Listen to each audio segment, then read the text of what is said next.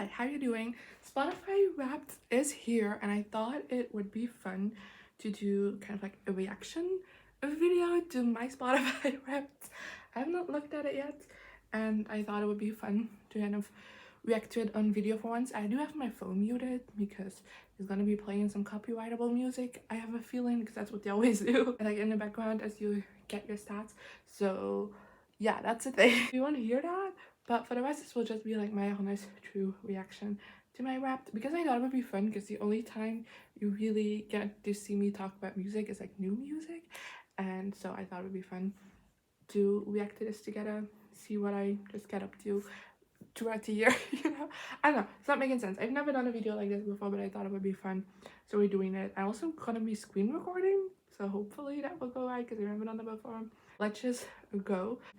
I am gonna press your 2023 Wrapped. Okay, so it's time for Wrapped. Are you ready? Let's go. Also, I'm Belgian and Flemish, so my Spotify Wrapped is in Dutch. So I'm gonna translate what it says basically. So yeah, it's time for Wrapped. Let's go. I listen to 4 genres. Okay, that's kind of odd, because I feel like Spotify always like puts my music in like the weirdest niche genres. I'm a basic bitch. I listen to a lot of pop. That's basically it. Like somehow they managed to categorize it in like a billion different categories. So I find it odd to just 4 this year, but like let's see. I don't know what my music taste look like. Let's show me. Yes. Like a sandwich about. I don't know how I'm showing you. You should be able to see it. Okay, so I told you, I'm a basic bitch. I just listen to pop, because my top genres are pop, Belgian pop, classic Belgian pop, and Dutch pop. In other words, pop. Nothing else. You know what? I don't mind. That's just me, babe. Okay, so those are my genres. Anything that's like the least interesting sad. Okay, what's it with the world? One place where people listen to the same things as I did. Don't know Belgium. Wow, that's specific. A lot of fans of Camille Pommelintjes and Aaron Blommet live there. They're Belgian artists, they're Flemish artists. They don't really have like an international appeal besides maybe the Netherlands, but like Turnout is so specific. Listen to 1,074 songs in 2023. One I really like, Pommelintjes. Hypothetisch. I listened to it 62 times since March 31st. You know what? This is a song that came out very early on in the year, and I did listen to a lot when it first came out, and I have listened to it since then still, so it kind of makes sense, but I feel like that's like not the song I would have expected as my most listened to song of the year. So yeah, but there's other favorites as well, obviously. Let's see what's on the list. Okay. Just like the album covers already like threw me off a bit. So we have Hypothetisch by Pommelintjes on number 1, which I said wasn't expecting that song to be it. Then we have Bad Idea Right by Olivia Rodrigo, which makes sense, because I feel like when the song was first released as like a single before the album, I feel like it's the only thing I listened to.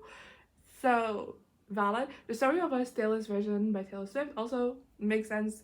I'm obsessed with Speaking Out Taylor's version, and the Story of Us is like my favorite song off of that, and like most nostalgic song as well, so that makes sense. Better Than Revenge, Taylor's version by Taylor Swift, I do find a little bit surprising, just because like I said, I've just been listening to Speak Now a lot, so the fact that Better Than Revenge is like, I don't know, it's not necessarily the one I would have expected. I would have expected maybe Mean over Better Than Revenge, because Mean again holds more of that nostalgic value to me. But well, and dan Geen Tranen meer over by Kimmy, which is very, very surprising. I would have expected something of her new album maybe, but Geen Tranen meer over. But it kind of makes sense. It's a bop, but just, I don't know, I didn't even make my top 10 last year, so that, which is when it came out, so that the fact that it's my top 5 this year is surprising, but I don't mind. They're all great songs. I love them all. Then the playlist, I'll go through that at the end with like all my songs. I listened to 9,871 minutes, which is 6 days continuously. On November 6th, I listened to 221 minutes. I don't know what was going on November 6th, and I was only 32% of listeners worldwide. I don't know if that was for that day or just like in general. I don't know. I don't think in general. I feel like I have low numbers compared to other people. I listened to 226 artists, but one is my favorite. Yeah, it's Taylor Swift. I would have guessed. I mean, I wouldn't have guessed that. I feel like it makes sense, but I feel like maybe like I don't think Taylor Swift has ever been my number one before. Maybe last year. But yeah, no, that it is kind of predictable. I feel like there's just like a lot to listen to with Taylor nowadays, and especially with like debut recordings being released. It's like I don't know, it's already like 2 hours just the first time listen through of the album. So like, it makes sense. I'm in the top 4% of fans, and I listened to 1,895 minutes of Taylor Swift, which is a lot. But like I said, I feel like just like Speak Now Taylor's version is like 2 hours. So that would make sense. I'm kind of curious now who the rest of us. Oh, it's like my most listened to song by Taylor's The Story of Us. We knew that. It was on my top 5. Other artists I listened to as well. Uh, oh wait, what is this? I've never done this before. I think it's cute. So it's like a graph to when you listen to these artists the most. And my peak for Taylor Swift was in July, which makes sense because, like I said, that's when Speak Like Taylor's version came out, which is the thing I listen to the most.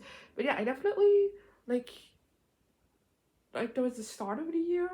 I had a couple of like peaks, but then like the middle it kind of fizzled out until like Speak Now came out, and then there was like a lot. And that's how I lead to read this graph, which makes sense. And in October it kind of like goes up again, which is when 1989 came out. It's fun. I wish I would have done that every year. Okay, second place. Just got that. Pommeline Taste. Yes, I should have expected this. With my peak being in June, which again makes sense because that's when her album came out, and I feel like I listened to it a lot when it came out. At the end of June, I also went to my first of the 2 concerts I went through from her. Does that make sense? And then again, like end of August, September is like a little peak again, which in the start of September I went to the second concert I went to from her. So again, makes sense that those are like 2 peaks. The start of the year is a bit slow. I think it's funny that I can tell that Taylor Swift, my most listened to month is July, and I can tell you that's Speaking of Taylor's version, and now June, Pommeline Days, I can tell that's her album as well. That's fun. Camille on number 3 again makes sense with the peak being in March, very high peak in March. But it makes sense because that's when I went to her concert. So I feel like the only thing I listened to in March was Camille, which we know is not true, but like I feel like that is like mostly what I listened to in March because yikes, there was a lot. But yeah, it seemed kind of like even throughout the rest of the year. Then oh god, I did not expect this. Wow, La Horn a la before. Out of all people, I mean, I love it. I love him. I definitely listened to the show a lot this year. Again, most listened to him on this June, which is when the show came out, so that makes sense. And again, I'm gonna have to like demonstrate. But like at the top, it's like very low, and then like towards like the end of January, February, it like starts going up, and I feel like that's when Heaven came out, if I remember correctly. So makes sense. That makes a whole lot of sense. And then it kind of like went down towards like the end of September, beginning of October, and then it peaks again towards like November, which is well the show The Encore came out, so I started listening to the show again a lot. So that all of that makes sense. I did not expect Niall to be in my top 5, so that's a fun surprise. Yes, the Queen Sabuela is on the top 5. I like just seeing with how things were going. I feel like my top 5 so far has been very tied to album releases and like concerts so far. At least when I can see like the peaks and stuff. So I was a bit nervous that Sabrina wasn't gonna make it because she didn't release like a new album until like a couple of weeks ago when she released her EP Fruitcake, which I don't think was tracked for Wrapped because it was just a little bit delayed. So I was a bit nervous that she wasn't gonna make it on, but she did with a peak in June, which I guess I just listened to a lot of music in June because I have no clue that maybe the deluxe version of Emails I Can Send come out in June. I don't know. No, that was way earlier in the year, was it? Now I'm starting to top time. So yeah, there is there, but like I feel like still pretty like even graph. No Olivia Rodrigo, which is surprising. I felt like Guts would have definitely made it on there, especially with Bad Idea I'd being so high. But yeah, my top 5, in case you didn't get it, number 1 we have Taylor Swift, on 2 Pommeline Days. Let's move forward without my permission. Number 1 we have Taylor Swift, on 2 we have Pommeline Days, 3 Camille, 4 Niall Horan, and 5 Sabrina Carpenter, which like I said, I didn't expect Niall to make it on here, and I did expect Olivia Rodrigo to make it on here, so it's not exactly what I predicted, but like it does make a lot of sense towards my listening year. Okay, someone's trying to reach you. It's just a message. You always get a message from like an artist nowadays, and I'm turning my sound up so I can hear. Should be Taylor, right? It's loading. Oh, hi. This is a special message from me to you. Basically, looks like you listened to a lot of my music this year. Doesn't matter which era you were listening to, I'm very, very Speaking out. grateful to be on your Spotify Wrapped. Okay, that was cute. Yeah, like always nowadays, in her era's bodysuit for lover, which I mean, I know she records like a lot of video messages like that nowadays, like when it comes to promo or like award acceptances and stuff like that. So this isn't anything special, but it feels special to me because Lover is my favorite era. So wait a moment, please. With turning off the light. Okay, what are we doing? Spotify Wrapped just does odd things sometimes. To your listener, maybe this year you are a real hero. I do have to say anti-hero. Okay, tap to reveal. Let's tap. Oh. Okay. So I'm getting this in Dutch. I'm gonna roughly translate this. I'm sorry this isn't accurate, but it's Cyclope. If we have to describe you as a listener, we have to say you're loyal and dedicated. You concentrate on one genre and you really have an eye for it, which, yes, accurate. I mean, I wouldn't say I have an eye for it, but like, yeah, I'm basically just saying you're a crazy fangirl. That's what this is. This was fun. Let's do it again next year. I agree. I love Spotify Rap season. I don't care. Lol. We have your top songs. I always love flipping to this playlist. I never listened to it, but I love looking through it. So, okay, we're starting off with our top 5, which you already know. Hypothetisch, Bad Idea, Right, The Story of Us, Better Than Revenge, en Geen Tranen Meer Over. And then we have 1, 2, 3, 4. And the next 5 songs, we have Heaven, Eclipse, a Permanente, which I was expecting to make the top 5 kind of as a Permanente song because I fucking love that song. It's my favorite song by her. So makes sense. Yeah, I was expecting that to be number 1. Or like my most listened to song by her. It's not. We have Psycho by Anne-Marie and H, which came out last year. I really like. I'm not a big Anne-Marie fan, but I love this one so much. I can explain it. Now we have Olivia by Clemence Van Heel and Meltdown by Niall Horan. That's my top 10 if I counted correctly. Yes, so 2 Niall songs in the top 10. If I had known that, my top 5 artists would make more sense. And I'm just gonna scroll through, see. Zonde by Aaron Blom had also made it on this. My first Sabrina Carpenter song is quite a way down. It's Feather, which I think is interesting. That Feather is my most listened to Sabrina Carpenter song. Doesn't make sense to me. Then from the next entry from Camille is Rihanna, which is from the song she released this year, so that makes sense again. My next Olivia Rodrigo song is Vampire, which again makes sense. We have Single Soon by Selena Gomez on here as well, which I loved, came out this year. Then the first song from the Vault from Speak Now is I Can See You, so that also makes sense. Boyfriend is my first Dove Cameron entry. Emotional, my first Ash entry, which I think is all fun and games. She Said, He Said, She Said by Joshua Bassett is my first Joshua Bassett entry. Then we have Blonde by Maisie Peters. Is that my first Maisie Peters, or did I just like skip over something? No, Lost the Breakup, which is just outside of my top 10, is my most listened to Maisie Peters song. So it makes sense. It makes more sense than Blonde. If I'm being honest. I'm glad I double checked that because, yeah. I'm trying to see if there's anything interesting because I'm not gonna list the whole thing. I am seeing Guts show up quite a bit scrolling through here, so that's something. We have Midnight Memories, my first One Direction track, which is shocking that I had to scroll so long because One Direction is typically like the artist that's always in my top 5. They are now. I also believe they were last year. I have to again go back and check that, but like they are very frequent appearers in my Spotify Wrapped One Direction. So the fact that I had to scroll quite a bit says a lot. Also, no Little Mix yet. That's also surprising. Then we have Bad Blood showing up from 1989, featuring Kendrick Lamar, obviously, because that's the superior version. I didn't expect any 1989 songs to show up, but there is one. We have Don't Say Love by Leanne, so at least, you know, Little Mix is represented through that a little bit. We have Wolves by Lauren Hiwegi, which also I think is an odd choice. I wouldn't necessarily say that's my way to listen to Lauren Hiwegi songs, but apparently it is.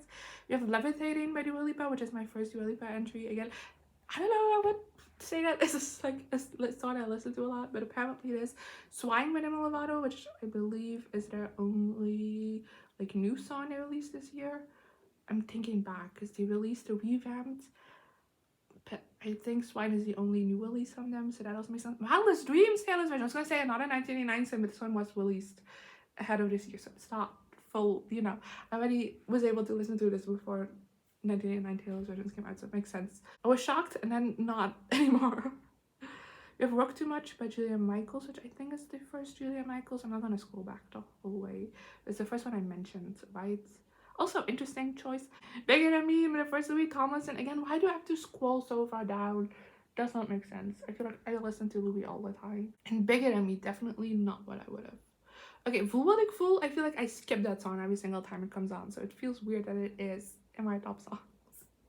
You know, if I listen to Teen Old Ones, but like this is never like a song I actively listen to, so I think that's very odd. And then I wound up the list by Boyfriend by Ariana Grande and Social House. Like, is it the only Ariana Grande song in the list? Also, it doesn't feel real. Also, that's why I like scrolling through this list, because like 100 songs, maybe, I think, typically, and like they never make sense. Like past a certain point, I feel like they're just random. You know, they're randomly selected. They're not actually a representation of my year. Yeah, that's the only Ariana Grande song in there. That's so odd. I don't really listen to podcasts, so that's on here. I can watch some other messages from favorite artists. I think I'm gonna do that in my free time. I'm not gonna buy merch. I'm not gonna buy tickets as much as I want to. It's not happening. And yeah, I feel like that is it. So yeah, thank you for watching my Spotify Wrapped. I had a lot of fun reacting to it. Let me know some of your Spotify Wrapped stats. And if you don't have Spotify, I know Apple Music also does something similar. So maybe you'd have results from that. I don't know. I always listen to Spotify. I'm so sorry. But yeah, I'd love to know your top artists and like top songs of the year and like some other fun stats you might want to share, and if they were surprising to you or not. And yeah, I hope you enjoyed this video, and I'll see you next time. Bye. Here I am again, the same old situation. Why does the God thing have to be so complicated? Should have